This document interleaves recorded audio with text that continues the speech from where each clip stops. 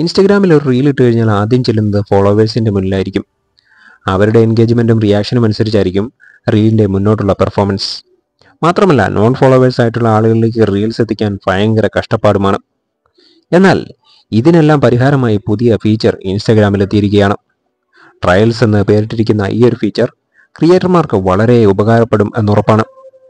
Reels ഇടുമ്പോൾ ഈ ഒരു ഫീച്ചർ എനേബിൾ ചെയ്താൽ നിങ്ങളുടെ റീൽ ഫോളോവേഴ്സിലേക്ക് ആദ്യം എത്തില്ല.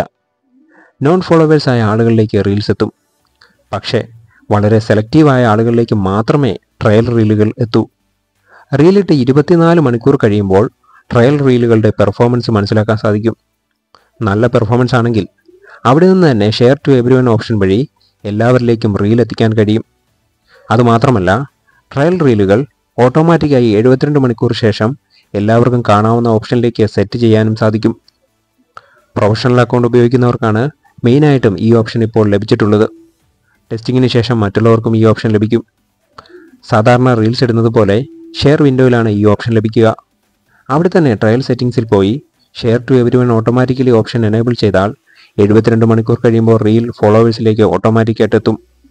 ട്രയൽ റീൽസിൻ്റെ പെർഫോമൻസ് മറ്റ് റീലുകളെ ബാധിക്കുകയുമില്ല.